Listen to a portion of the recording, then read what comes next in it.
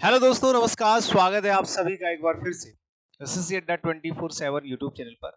ये है वोकैब 40 चाल 40 दिन की वोकैबलरी एक सीरीज हमने स्टार्ट करी है, जिसमें सिलेक्टेड वोकैबलरी मैं आप लोगों को प्रोवाइड करा रहा हूँ। और ओरिएंटेशन बहुत प्यारी है इस पूरी सीरीज की, क्योंकि सिलेक्टेड वर्ड्स होंगे और एक शब्द के बहुत सारे वर्ड्स हैं, जिससे आपको वर्ड पावर आपके पास बहुत ज्यादा आएगी। ठीक है, चलो भाई सेशन की शुरुआत करते हैं। पिछले कुछ दिन से आपकी क्लास नहीं हुई है, मेरी कुछ क्लासेस डिस्टर्ब हुई हैं क्योंकि मैं बीमार था। ठीक है, मैं आपको इन्फॉर्म भी किया था। चलिए, तो देखते हैं भाई आज की क्लास का पहला वर्ड और उसके सिनोनिम्स, एंटोनिम्स, पूरा फॉर्मेट आपको मैं अभी दिखा दूंगा। देखो, पहला शब्द है आज की क्लास में कंसील, और ये मोस्ट रिपीटेड वर्ड्स में से एक है। हर एक तरह से, जैसे मैं आपको पहले दिन से समझाते आ रहा हूँ, बिल्कुल वैसे ही समझाऊंगा, टेंशन मत लेना। कंसील जो शब्द होता है मेरे प्यारे साथियों, ये एसएससी के फेवरेट वर्ड्स में से एक है, जो बार बार पूछे जाते हैं। और यहाँ पर आप देखोगे ये वर्ब की तरह आपको यूज करना चाहिए इसको। पार्ट्स ऑफ स्पीच में वर्ब की तरह यूज किया जाता है। यहाँ पर आप फोटो से देख सकते हैं, ये लड़का ना छिप रहा है, अपने आप को छिपा रहा है किसी से, चोर से या किसी जानवर से। यही इसका मीनिंग होता है। कंसील का मतलब छिपाना। वर्ब की तरह यूज करते हैं इसको भी। हाइड मतलब छिपाना। इसको याद कैसे करेंगे? ट्रिक से याद करते हैं। देखिए, जब आप एग्जाम देने जाते हो, जब आपको ऑफलाइन पेपर होता है, जो आपको पेपर मिलता है, तो उस पर सील लगा करके आपको दिया जाता है, ताकि आप अपने पेपर देखें ना। तभी देखेंगे जब घंटी बजेगी। ठीक है, तो कंसील, सील का जो साउंड है वो सील से आ गया। सील मतलब किसी चीज को बंद करना। किसी भी एग्जाम में जब पेपर आता है तो उस पर सील लगी आती है। सील मतलब उसको ऐसे एक टिक्की सी लगी आती है, उसको निकाल नहीं सकते जब तक बोला ना जाए। जिसमें प्रश्न सारे के सारे क्या होते हैं? छिपे हुए होते हैं। कंसील, किसी भी क्वेश्चन पेपर पर सील इसलिए लगाई जाती है ताकि उसमें क्वेश्चंस को छिपाया जा सके। ठीक है, अब आ जाते हैं इसके सिनोनिम्स और एंटोनिम्स की तरफ। बहुत सारे वर्ड्स होंगे और ओरिएंटेड वर्ड्स होंगे, बढ़िया बढ़िया। ठीक है, जैसे आप यहाँ पे देखोगे, डिसेंबल, एक तो रिजेंबल वर्ड होता है। रिजेंबल आप यहाँ पे लिख लेना भाई। रिजेंबल का मतलब होता है सिमिलर, एक जैसा, दिखता हुआ। ठीक है, और एक होता है डिसेंबल, मतलब बिल्कुल बिल्कुल दिखेगा ही नहीं, बिल्कुल छिपा हुआ है। ठीक है, या छिपाना कह सकते हो। छिपाना कह सकते हो। डिसेंबल का मतलब होता है किसी चीज को छिपाना। हाइड का मतलब तो कॉमन वर्ड है ये। ऑफस्केट बड़ा प्यारा शब्द है, इंपॉर्टेंट वर्ड है, आप इस पर 2 स्टार बना लो। मास्क होता है किसी चीज का चेहरा बदल देना।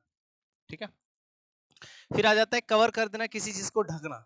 ठीक है, सीक्रेट तो गुप्त होता है, देखो ये आपका एडजेक्टिव की तरह यूज किया जाता है। ठीक है, हाँ। डिस्गाइज होता है, बड़ा इंपॉर्टेंट वर्ड है, इसको 3 बार, इस पे 3 स्टार बना लो। डिस्गाइज, डिस्गाइज, ये 2-3 तरह से इंपॉर्टेंट हो जाता है। तो वोकैबुलरी पॉइंट ऑफ व्यू से तो इंपॉर्टेंट है ये। इसका मतलब होता है छिपाना, या किसी, आप ऐसे कह सकते हैं, भेष बदलना। ठीक है, भेष बदलना। लबादा, लबादा जानते हो? ये जो क्लॉक है, लबादा, इसको आप नाउन की तरह भी यूज कर सकते हैं। क्लॉक जो होता है ना, इसको नाउन की तरह भी यूज कर सकते हैं, इसको वर्ब की तरह भी यूज कर सकते हैं। लबादा, लाद लेना, मतलब ऊपर से ढक लेना। बहुत सारे कपड़े ऐसे डाल देते हैं, दुबक जाते हैं, छुप जाते हैं, इसको भी क्लॉक कहा जाता है।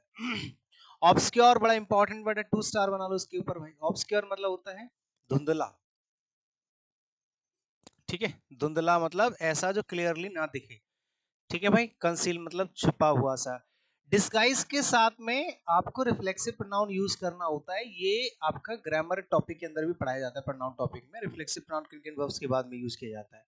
ऐसे ही कैमोफ्लेज होता है, ये धोखे के इरादे से छुपना होता है, किसी को धोखा देना या छल, छल करना, ऐसे लिख लो, छल करना, किसी के साथ धोखा देना। मतलब एक तरीके से कोई चीज, अब देखो आपको कोई पीटने आ रहा है, वो छुप के बैठा हुआ रास्ते में, आप निकल के जा रहे हो अपनी अलग मस्ती में, वो आकर के आपको पकड़ ले, मारने लग जाए, तो उसको कहा जाता है कैमोफ्लेज। ठीक है, और सप्रेस का मतलब भी ये होता है, दबाना भी होता है, छुपाना भी होता है। ठीक है, उस तरह से ये सारे के सारे सिनोनिम्स हो गए। डिसेंबल हो गया, हाइड हो गया, ऑफस्केट हो गया, मास्क हो गया, कवर हो गया, सीक्रेट हो गया, डिस्गाइज हो गया, क्लॉक हो गया, ऑब्सक्योर हो गया। ठीक है, ऑब्सक्योर, कैमोफ्लेज, सप्रेस, ये। एंटोनिम्स में आप देखोगे तो देखो, रिवील मतलब होता है किसी चीज को उजागर करना, डिस्क्लोज करना, डिमोन्स्ट्रेट करना, ये रहा। देखो, डिमोन्स्ट्रेट का मतलब होता है ये। जैसे मान लीजिए कि अगर आपके सामने कोई चोर निकल के जा रहा है, उसने कहा भाई मुझे बताइए मत, मैं यहाँ छुप रहा हूँ। तो एक तो आपने छिपा दिया, उसने डिस्गाइज कर दिया, आपने छिपा दिया उसको, हाइड, कंसील, कुछ भी बोलो। लेकिन एक होता है डिमॉन्स्ट्रेट करना, इधर छिपाओ, उधर इधर इधर इधर। तो ऐसे इशारा करके मतलब दर्शाना, ये डिमॉन्स्ट्रेट होता है। डिस्प्ले मतलब दिखाना होता है, किसी चीज को आप छिपा नहीं रहे हो, दिखा रहे हो। एग्जिबिट करना होता है, एग्जीबिशन सुना है आपने? एग्जीबिशन मतलब प्रदर्शनी। तो एग्जिबिट मतलब प्रदर्शन करना, उसको दिखाना, सबके सामने उजागर करना। शो करना, दिखाना, अनवील करना, उजागर करना, अनकवर करना, एविंस करना, ये सारे के सारे ऑपोजिट मीनिंग्स हैं। खुलासा करना, दिखाना, ठीक है, खुलासा करना या प्रकट करना, प्रकट,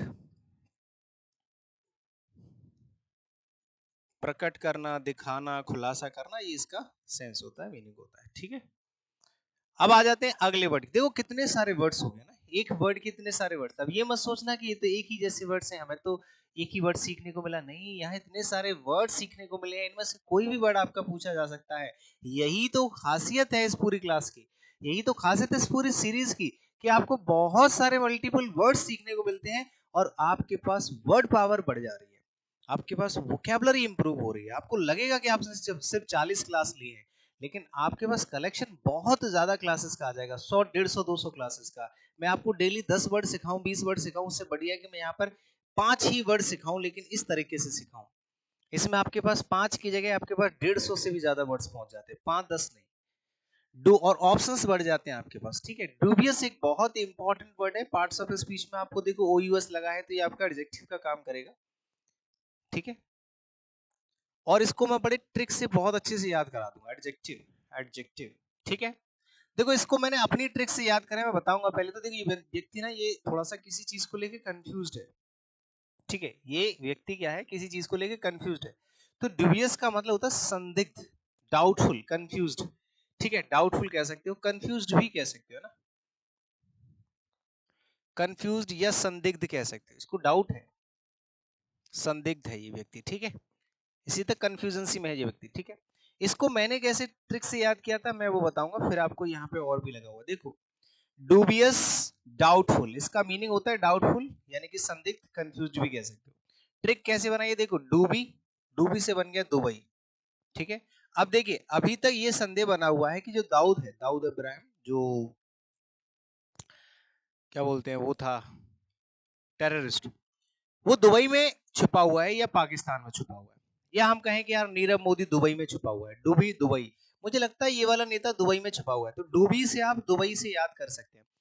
कोई भी व्यक्ति जो यहाँ से आपको लगता है भाग गया हो, आप ये कह सकते हैं मुझे लगता है कि वो फलाना आदमी XYZ, कोई भी व्यक्ति दुबई में जाके छुपा हुआ, मुझे ऐसा डूबियस है, मुझे ऐसा डाउट हो रहा है, ऐसा मुझे, ठीक है, संदेह हो रहा है। तो ऐसे भी याद कर सकते हैं। या फिर जैसे मान लीजिए एक नदी में लड़की डूब गई, मुझे डाउट है कि ये लड़की इस नदी में डूबी है या नहीं, ठीक है। हाँ, मुझे डाउट है कि इस लड़की, ये जो लड़की है, इस नदी में डूबी है या नहीं। मैंने तो डूबी से ही याद किया था, डूबी से भी आप इसको याद कर सकते हैं, डूबी। वो लड़की इस नदी में डूबी है या नहीं, मुझे डाउट है, इस जगह पे डूबी है या उस जगह पे डूबी है, मुझे डाउट है। ऐसे करके भी आप इसको याद कर सकते हो। डूबियस के अब सिनोनिम्स और एंटोनिम्स की तरफ आ जाते हैं। देखिए डाउटफुल तो कॉमन वर्ड है, ये अच्छा वर्ड है, इसके साथ कंजंक्शन भी आता है, इफ और वेदर, मैंने आप लोगों को पढ़ाया होगा। दैट भी आता है, नेगेटिव सेंटेंस होता है तो दैट आता है, अफर्मेटिव होता है तो इफ और वेदर आता है। ये कंजंक्शन टॉपिक से इसमें 100 सवाल बन जाते हैं, ठीक है। फिर आ जाता है क्वेश्चनेबल। अगर कोई ऐसी चीज है जिसमें सवाल उठ रहे हैं, क्वेश्चन उठ रहे हैं, तो उसको कहते हैं यार ये चीज तो क्वेश्चनेबल है, ये तो डाउटफुल है, इसमें तो बहुत सारे डाउट्स हैं, ठीक है। सस्पिशियस होता है संदिग्ध, जिसपे आपके सवाल आते हैं, यार ये नहीं नहीं हो पाएगा कि नहीं हो पाएगा, पता नहीं करूं या नहीं करूं, एक संदिग्ध सा रहता है ना, ये आदमी बिल्कुल कंफ्यूजन में है। अनसर्टेन मतलब कह सकते हैं अनिश्चित, ये किसी भी चीज को लेकर निश्चित नहीं हो पा रहा है।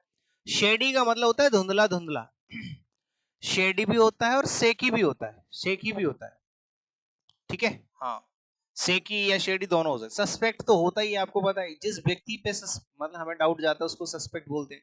हेजिडेंट होता है वो व्यक्ति जो शाय होता है, हिचकिचाता रहता है। हेजिडेंट, किसी भी चीज में एक्शन लेने से जो हिचकिचाता है, उस व्यक्ति को हम क्या कहते हैं, हेजिटेंट कहते हैं। सस्पेक्ट भी कह सकते हो, शेडी भी कह सकते हैं, ये सारे सिनोनिम्स हैं। एक होता है स्केप्टिकल, बहुत प्यारा शब्द है स्केप्टिकल, बड़ा इंपॉर्टेंट वर्ड है, याद रखना। स्केप्टिकल, स्केलेटन से याद कर सकते हैं, स्केलेटन होता है कंकाल, कंकाल, स्केल, ठीक है। हाँ, स्केप्टिकल, उससे याद कर सकते हैं कि यार ये कंगाल किसका है, पता नहीं, मुझे डाउट हो रहा है ये भूत है या किसी का, ऐसे करके ऐसे याद कर सकते हो। अनश्योर याद कर सकते हो, अनश्योर तो कॉमन वर्ड है, इसमें तो ज्यादा मशक्कत करने की जरूरत नहीं है। डाउटफुल है, क्वेश्चनेबल है, सस्पिशियस है, अनसर्टेन है, शेकी है, शेडी है, सस्पेक्ट है, स्टेंट हेजिटेंट है, स्केप्टिकल है, अनश्योर है। ऑपोजिट में आ जाता है सर्टेन, अनसर्टेन का उल्टा, अनश्योर का उल्टा श्योर। रिलायबल होता है जिम्मेदार, है ना, रिलायबल मतलब भरोसेमंद, जिस पे आपको भरोसा हो जाए, ठीक है। जो डाउटफुल है एक भरोसेमंद है। एक होता है फिर ट्रस्टवर्दी, जिस पे आप भरोसा कर सकते हैं, दोनों का मतलब सेम होता है। कन्विंस्ड होता है, हाँ भाई ये कन्विंस्ड है, मतलब ये अप्रूव्ड है, सर्टेन, सर्टेन है मतलब निश्चित हो गया भैया, ठीक है। कन्विंस्ड का मतलब हो गया सर्टेन। डिपेंडेबल है कि हाँ आप उस पर डिपेंड हो सकते हो, ठीक है, चलो ये डिपेंडेबल है, इस पे हम डिपेंड रह सकते हैं, ये धोखा नहीं देगा। ट्रुथफुल कह सकते हो, ये सच्चा आदमी है भैया, ठीक है, ईमानदार है, कोई दिक्कत नहीं, हो जाएगा। ऑनेस्ट तो ईमानदार होता ही है। क्रेडिबल भी होता है भैया, क्रेडिबल। ये इतने सारे अपोजिट मीनिंग्स हो गए। दो तरह के लोग होते हैं, डाउटफुल होता है कि चलो भैया नहीं नहीं मुझे इस पर भरोसा नहीं हो रहा, संदिग्ध, सस्पेक्ट है, ठीक है। एक होता है इस पर डाउट, एक होता है कि नहीं नहीं इस पर पूरा भरोसा है, कोई डाउट नहीं है। So these are the synonyms of the given word dubious and these are the antonyms of the given word dubious, ठीक है। These are the opposite meanings and these are the similar meanings, ठीक है। Next, the next word is barefaced. What is the meaning of barefaced and how to made how to make how to make this word, किस तरह से बना है, ये भी मैं आपको बाइफरकेट इसको समझाऊंगा।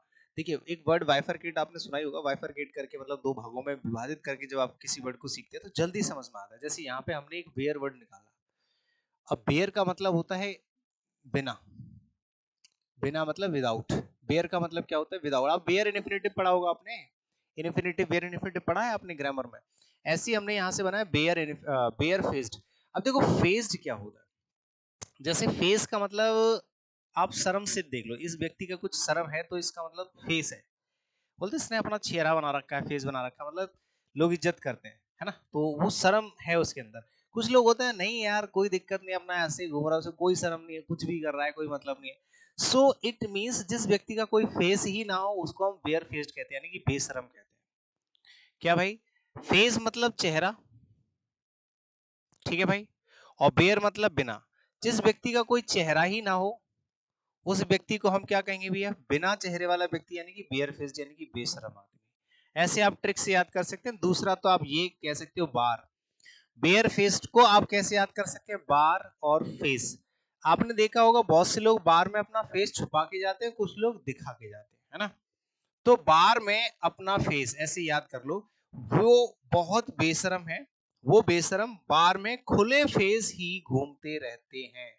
अब मान लीजिए कोई लड़की है और वो थोड़े सही घर से है जहां पर ये सब चीजें अलाउड नहीं है, बार बार में जाना, तो वो क्या करेगी, वो वहां पर खुले चेहरे में घूम रही है, यानी कि अब वो बेशरम बन के घूम रही है। ऐसे भी याद कर लेते हैं, बोलते हैं कि ये लड़की बार में खुले मुंह से घूम रही थी। कैसे भी याद कर सकते हैं, बेयर फेस्ड मतलब बेशरम। अब इसके देखो बेशरम के अलग सेंस होते हैं, बेशरम पॉजिटिवली वर्ड यहाँ पे लिखे होंगे, नेगेटिवली मैं दोनों बता दूंगा, ठीक है, क्योंकि सिनोनिम्स में सारे होते हैं, सेंस में सारे आ जाते हैं। जैसे ब्रेजन है, ये धूर्त व्यक्ति होता है, ब्रेजन मतलब ये असली वाला जो बेशरम होता है वो यही होता है, जिसको किसी भी चीज की शर्म ना हो, ये किसी भी चीज को करने से पहले सोचेगा नहीं।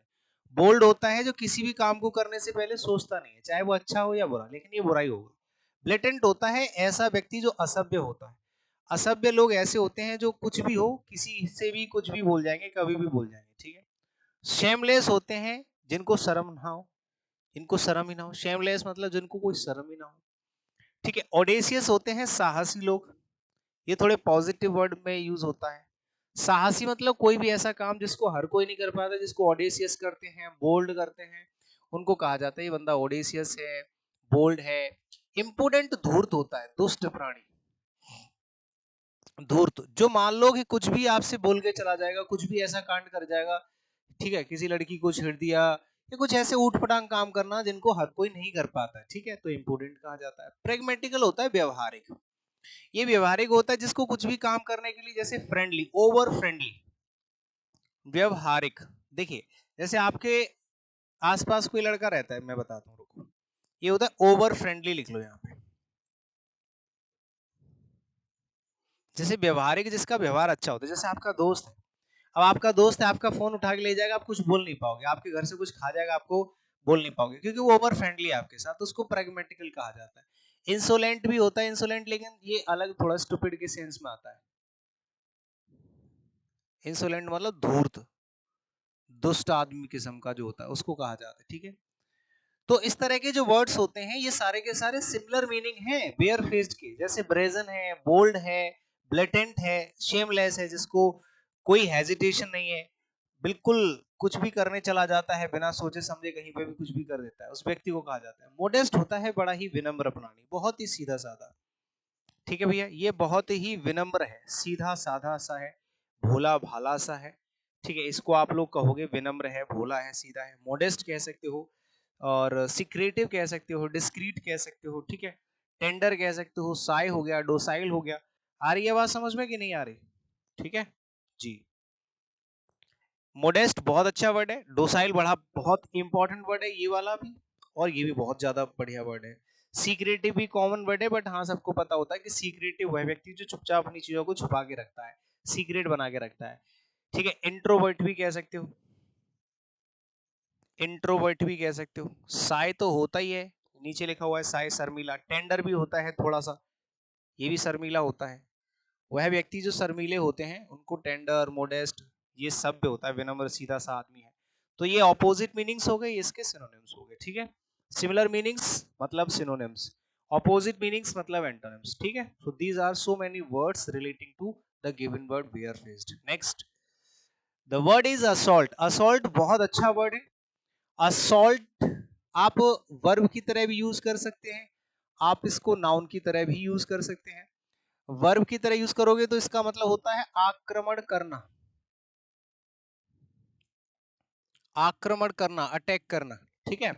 और अगर सिर्फ नाउन की तरह यूज करोगे तो इसका मतलब होता है आक्रमण सिर्फ, ठीक है भाई, असॉल्ट। अब देखिए असॉल्ट जो वर्ड है मेरे प्यारे साथियों, इसका पहले तो मीनिंग समझ लेते हैं। अटैक हो गया, अटैक, ये दो कॉमन वर्ड है, ये भी आपका वर्ब और नाउन दोनों तरह से यूज हो जाएगा, ठीक है, वर्ब और नाउन दोनों तरह से। आक्रमण करना, अटैक करना, ठीक है, असॉल्ट। अब देखिए यहाँ पे इसको कैसे याद करोगे, एस ए डबल एस, इसका मतलब होता है गधा, साल्ट मतलब नमक, ठीक है। अब देखो अगर गधा किसी जगह से जख्मी हो जाए या हो रखा है मान लीजिए, और उसके ऊपर नमक डाल दो, तो वो आप पर क्या कर देगा, असॉल्ट कर देगा। एस, और एस तो हो गया गधा, और सॉल्ट हो गया, सॉल्ट हो गया नमक, ठीक है, एस सॉल्ट। अब चाहे वो गधा हो या कोई दूसरा जानवर हो, भाई जिसको जख्म हो रहा है, अगर आप उसके जख्म पे नमक डालोगे तो वो तो आप पे अटैक करेगा ही करेगा। तो अगर गधा किसी जगह से जख्मी हो रहा हो और उस पर अगर आपने नमक डाल दिया, मतलब एस पे सॉल्ट डाल दिया, सॉल्ट कर दिया, तो आपको असॉल्ट कर देगा, यानी कि अटैक कर देगा, ठीक है। इसके सिनोनिम्स और एंटोनिम्स देख लो, बहुत अच्छे अच्छे वर्ड्स, ज्यादा नहीं बट हाँ जितने भी हैं। अटैक है, चार्ज हो गया, देखो चार्ज अलग तरह से अटैक होता है, किसी पे आपने कई तरह की चार्ज लगा दिया, अभियोग लगाना होता है, अटैक करना होता है, ठीक है। अब चार्ज जैसा वर्ड एक और होता है आपका एक्यूज करना, तो आप एक्यूज भी कर सकते हो ऐसे, तो फिर एक्यूज वर्ड भी हो जाएगा, ठीक है, किसी पे आरोप लगाना। ऑनस्लाउट बढ़िया शब्द है, बढ़िया इंपॉर्टेंट। अटैक तो होता ही है कॉमन वर्ड, अटैक करना किसी पे, ये होता है हिट करना भी लिख सकते हैं, हिट करना भी लिख सकते हो, हिट होता है, ठीक है। ऑनस्लाउट बढ़िया शब्द है। अग्रेशन नाउन होता है, ठीक है, अग्रेशन नाउन होता है। इन्वेशन भी नाउन होता है, ये भी आक्रमण होता है, इसका मतलब दोनों का मतलब आक्रमण होता है, ठीक है। इनकर्सन का मतलब भी आक्रमण होता है, ये भी आपका नाउन की तरह यूज होगा। तो अटैक हो गया, चार्ज हो गया, ऑनस्लाउट हो गया, अग्रेशन, इन्वेशन, इनकर्सन, सब नाउन की तरह यूज किए गए, नीचे वाले, ऊपर वाले वर्ब की तरह। असॉल्ट और अटैक ये भी नाउन और वर्ब दोनों तरह से यूज किया जाता है, मैंने पहले ही बता दिया था, ठीक है। ऑपोजिट मीनिंग्स में आता है रिट्रीट। रिट्रीट का मतलब है जैसे पीछे हटना, आप किसी पे अटैक कर रहे हैं, आप पीछे हट रहे हैं, तो ये होता है रिट्रीट का मतलब होता है पीछे हटना। क्या भैया, पीछे हटना। रिट्रीट का मतलब होता है पीछे हटना। डिफेंड होता है भैया रोकना, रोकना या प्रतिरक्षा करना, ठीक है, क्या करना भाई, रक्षा करना, प्रतिरक्षा करना ही होता है। प्रोटेक्ट भी होता है रोकना, प्रतिरक्षा करना, गार्ड होता है रोकना, पैसिफाई होता है शांत करना। एक तो अटैक कर रहे हो आप सीधे, एक होता है शांत करना, चल भाई नहीं लड़ना, शांत हो जा, शांत हो जा, ऐसा करके, शील्ड भी होता है यही, अपहोल्ड होता है रोकना, ठीक है, सेफ गार्ड होता है जान बचाना किसी की, ठीक है, अपनी या किसी और की भी। सेफ गार्ड का मतलब भी जान बचाना होता है, ये तो अटैक करना होता है। एक तो आप अटैक करने की हालत में होने चाहिए, नहीं तो फिर आप आक्रमण होने की हालत में होना चाहिए। आप पे कोई अटैक कर देगा, नहीं तो आप किसी पे अटैक कर दो, ठीक है।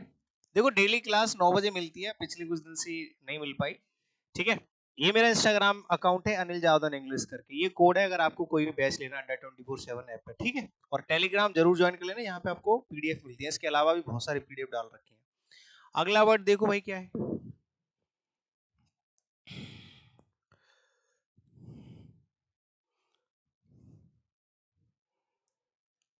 अगला वर्ड है गाला। ये बहुत बार रिपीटेडली पूछा गया है गाला, ठीक है, वन वर्ड में भी पूछा जाता है। गाला का मतलब होता है मेला।